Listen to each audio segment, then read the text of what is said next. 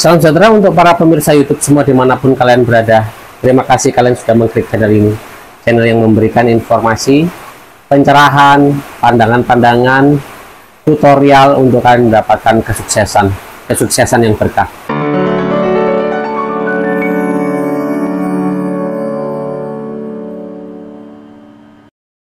Halo teman-teman sekalian, para pemirsa YouTube semua yang tercinta, yang disayangi ya oleh semesta.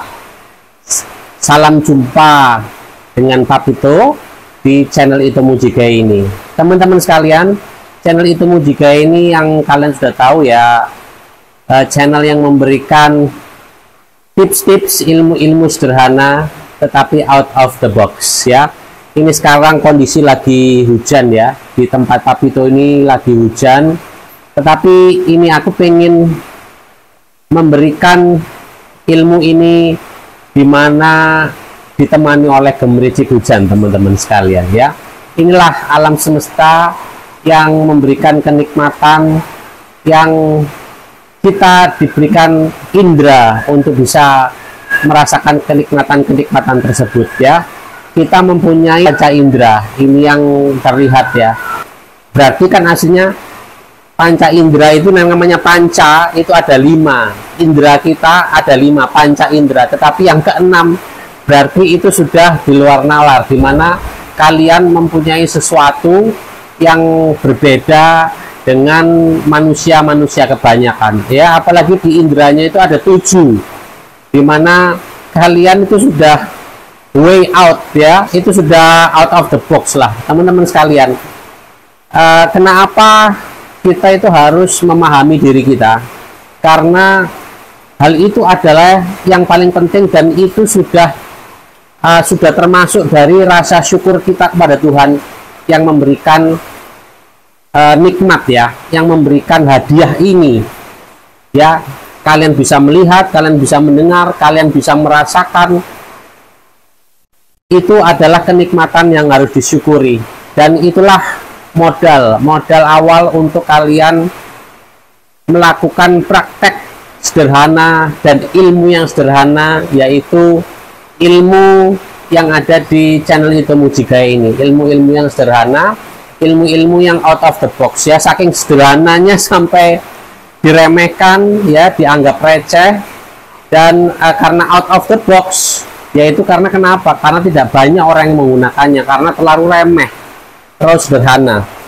Teman-teman sekalian, di video kali ini Papito mau memberikan suatu cerita ya, suatu cerita dari seorang tukang becak yang ada di Jogja, yang sudah jadi cerita ini berlangsung itu sudah agak lama sekali ya, berapa tahun yang lalu ya, tentang seorang yang namanya Pono ya. Dia itu seorang tukang becak di Jalan Prawiro Taman. Dia tukang becak itu selain dia mengantarkan penumpang, dia juga ini mengantarkan sayur-sayuran itu loh ke pasar teman-teman sekalian. Jadi bawa sayur-sayuran dari kampung ya yang ada di Jogja, setelah itu dibawa ke pasar Prawiro Taman itu. Nah, Pono ini kalau kalian tahu ya, kalian bisa searching ya, ada kisahnya si Pono ini. Nah, jadi Pono ini nama singkatannya. Kalau Papito kemarin lihat ceritanya itu namanya Pujiono, Pujiono. Nah, dia itu orang yang nggak punya apa-apa teman-teman sekalian, bener-bener nol dan tidak punya keahlian apa-apa. Dia hanya menjadi seorang tukang becak ya, seorang tukang becak yang benar-benar punya keahliannya hanya genjot ya. Tukang becak itu kan kenapa paling mudah? Itu karena kalian tidak menggunakan otak kalian kan, hanya menggunakan fisik kalian dan daya ingat kalian tentang jalan ya kan. Yang penting adalah tenaga kalian ya, pokoknya tenaga kalian itu bisa genjot seberapa jauh ya sudah, kalian bisa mendapatkan tarif dari itu ya. Ada yang 3.000, ada yang 5.000, jauh dekat ya. Cuman itu kalau Pono itu, karena ini cerita sudah agak lama, mungkin ada 10 tahun yang lalu ya, tetapi cerita ini Papito harus kasih kepada teman-teman sekalian, karena inilah hasil dari alam semesta, di mana Pono ini tidak mungkin dong Pono ini tidak pengen merasakan kebahagiaan kehidupan di dunia ini ya. Habis itu pengen merubah nasibnya. Apakah seseorang itu pengen hanya menerima saja keadaannya menjadi tukang becak misalnya, hanya menerima saja menjadi pegawai rendahan? Pasti kita sebagai manusia ya, melihat keadaan lebih maju itu kita pengen berpartisipasi, kecuali ya kalian menyerah, kalian tidak ada keinginan untuk maju, kalian tidak ada niat untuk mendapatkan kehidupan yang lebih baik, ya sudah akan menjadi tukang becak selamanya. Ya, begini teman-teman sekalian, Pono ini dia itu punya kisah yang ajaib ya, bisa dibilang ajaib, bisa dibilang aneh. Apakah itu suatu kebetulan?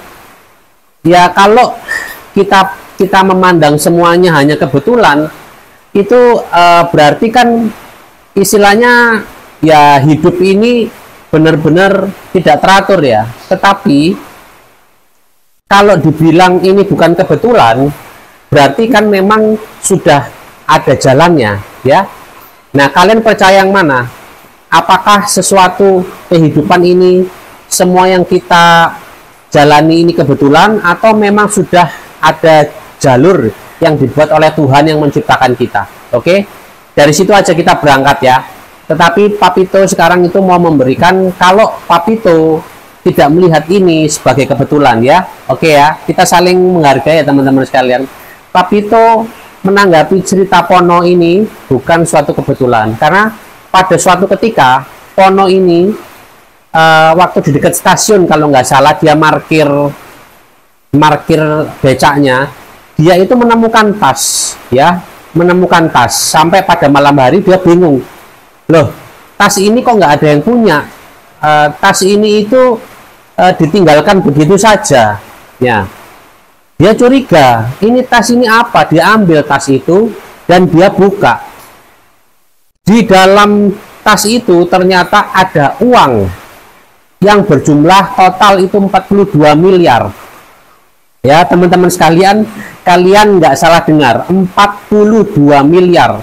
Jadi bukan 4 miliar, bukan 4,2 miliar, tetapi 42 miliar ya, 10 miliar kali 4 ditambah 2 miliar lagi ya, 42 miliar dalam satu tas ya. Dia pikir itu tas isinya mungkin baju-baju orang yang ketinggalan, ternyata pas dibuka isinya adalah uang.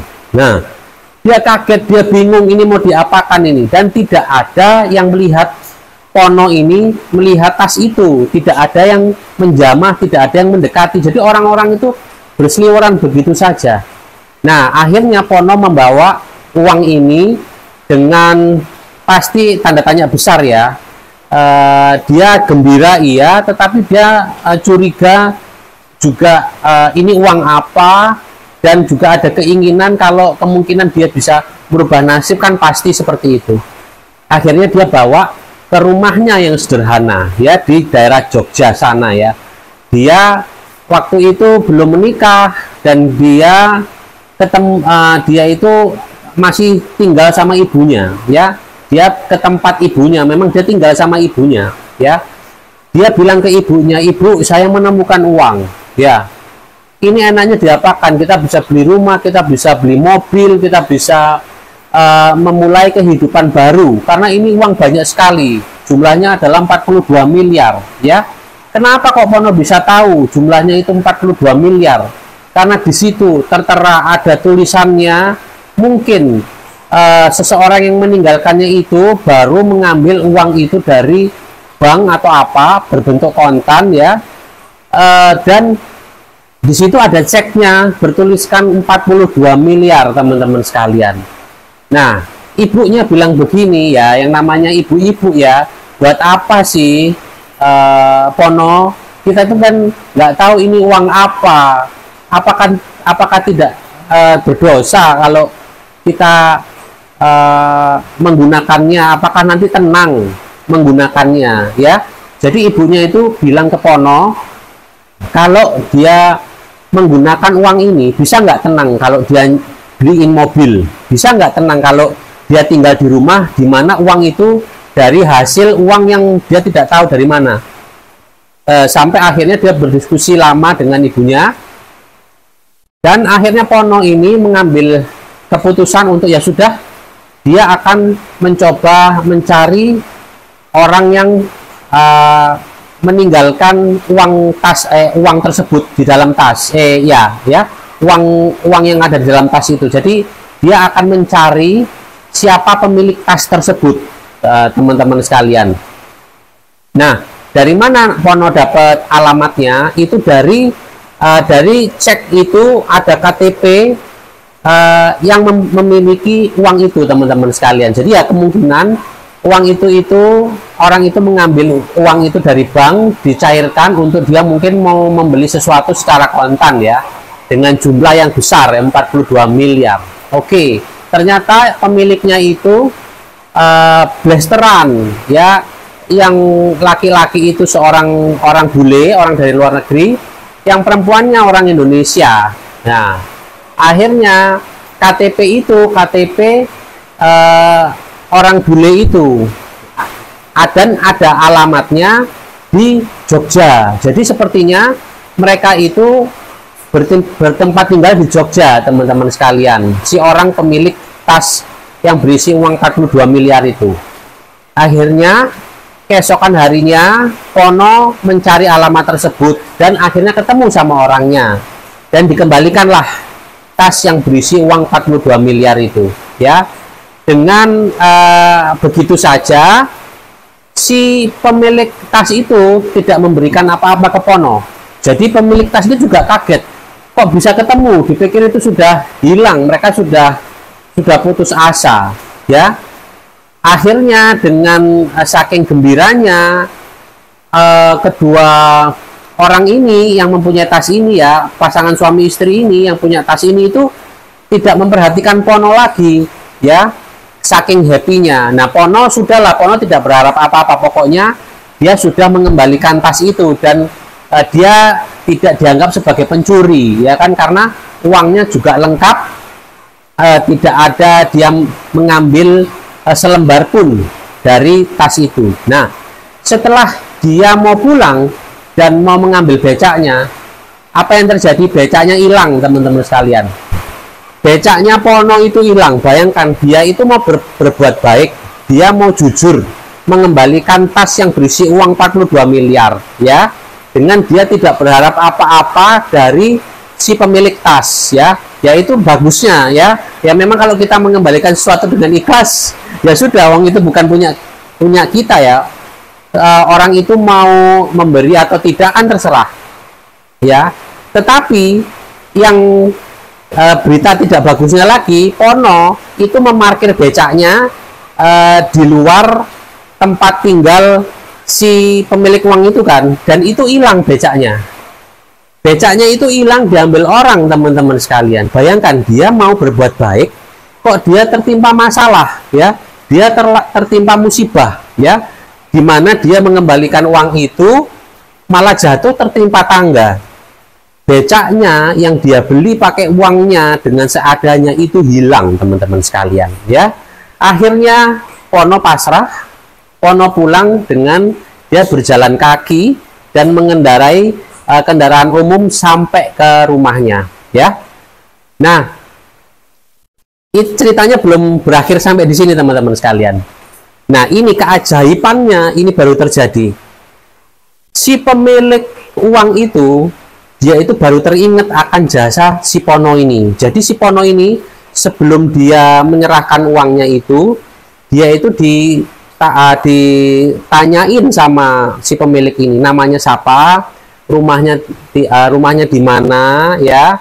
Habis itu dia menemukan uang itu di mana. Mereka itu mencari tahu info dari si Pono ini. Nah, si Pono ngasih informasi tentang identitas dirinya, dia tinggal di mana, dan lain sebagainya.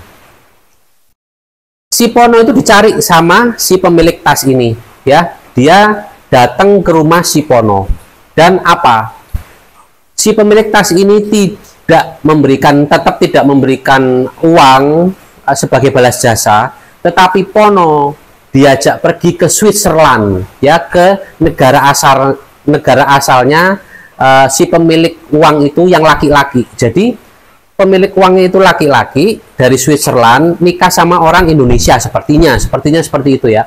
Nah, dia mau dibawa pergi ke Switzerland gitu loh. Si Pono bingung dan kaget, gimana ini, karena si Pono itu daripada dia becak, dan istilahnya itu ya, si pemilik itu nggak tahu kalau dia becak, daripada dia memberikan uang, ya dia lebih baik mengajak Pono untuk bekerja di Switzerland.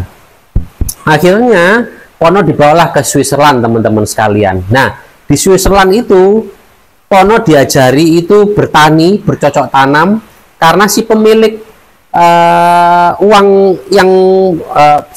uang itu ternyata di Switzerland itu punya pekarangan luas, punya pertanian luas. Nah, akhirnya si Pono belajar di sana, dia belajar bercocok tanam, dia belajar menjadi pengusaha, ya, dia belajar menjadi seorang produsen, dan dia belajar bahasa. Bayangkan, di Indonesia dia menjadi tukang becak, ya, dia menjadi tukang becak yang ngangkut-ngangkut sayur ke pasar Prawiro Taman, ya, nggak punya apa-apa, miskin. Setelah itu dia mendapatkan keajaiban, mengembalikan uang yang dia temukan berjumlah 42 miliar, ya, dengan dia berpikir, wah, ini akan saya gunakan uang ini untuk apa ya. Ternyata ibunya bilang kembalikan saja, dan kehilangan becaknya pada waktu mengembalikan, yang akhirnya dia mendapatkan pekerjaan yang memberikan dia masa depan, teman-teman sekalian, ya. Jadi begini, pertolongan, perbaikan nasib itu kalau kalian itu tidak bisa pikirkan, tetapi kalian bisa bayangkan, dan kalau kalian inginkan itu kalian harus ucapkan dalam hati. Kalau kalian ingin perubahan nasib, kalau kalian ingin menjadi lebih baik, kalau kalian ingin kaya, kalau kalian ingin punya ini, punya itu, ya. Mana tahu Pono itu sebelum menemukan tas itu dia berafirmasi, ya, dengan dia tidak tahu itu afirmasi atau bukan, ya. Berarti kan ilmu yang Papito berikan kepada teman-teman sekalian itu kan ilmu sederhana. Bahkan tukang becak aja bisa melakukannya, teman-teman sekalian.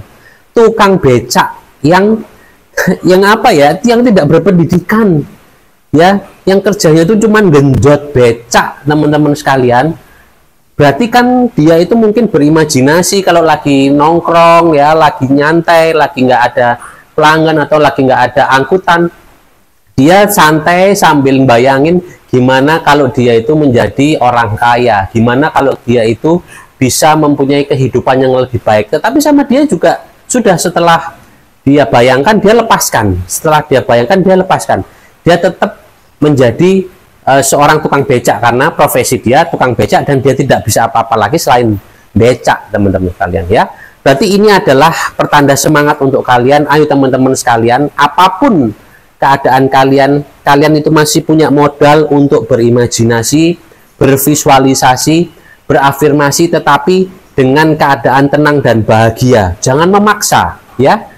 Jangan memaksa pikiran kalian untuk bagaimana caranya, jangan, ya. Karena caranya itu kalian nggak akan tahu. Kalian bayangkan aja yang enak-enak, kalian bayangkan aja sesuatu yang bisa membuat kalian bahagia, ya, merubah nasib kalian menjadi lebih baik, itu saja.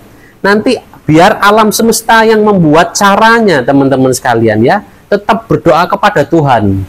Caranya itu kalian nggak tahu. Seperti Pono itu nggak tahu kan bakal dia menjadi pengusaha sukses di Switzerland.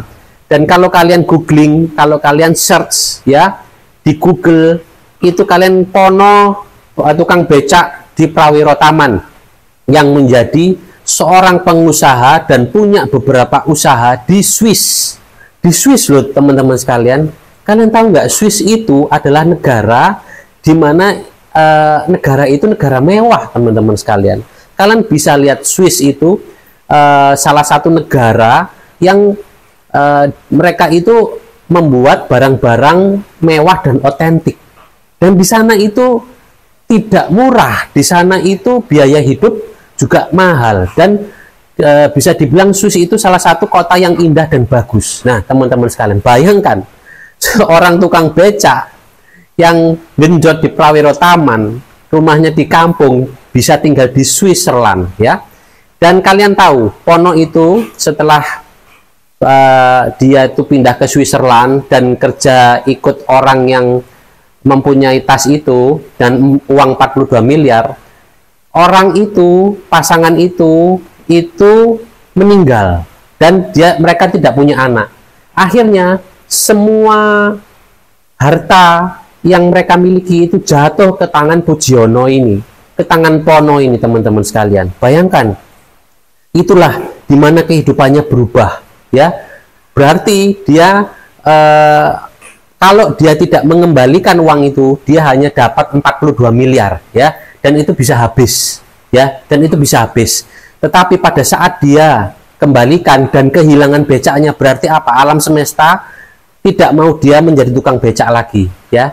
Disuruh ambil tuh, becaknya hilang, ya, becaknya itu dicuri orang, sudah, ikhlaskan.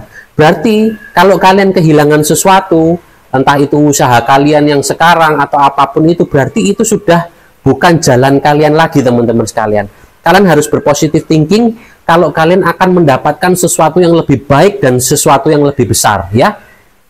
Ingat kisah Pono ini, ya, seorang tukang becak yang mendapatkan keajaiban dan dia bisa menjadi orang kaya di Swiss. Oke?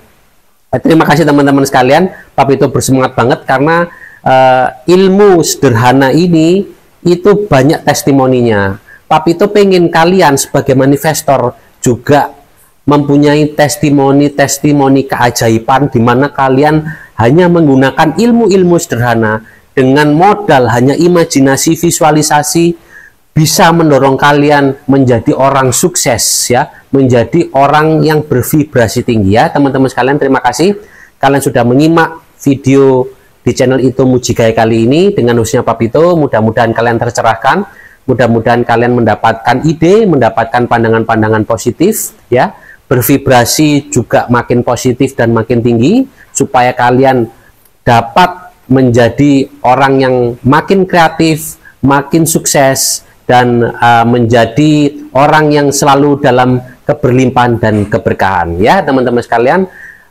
Sekali lagi Papito mengucapkan terima kasih atas partisipasi dan support kalian. Sekali lagi Papito ucapkan terima kasih.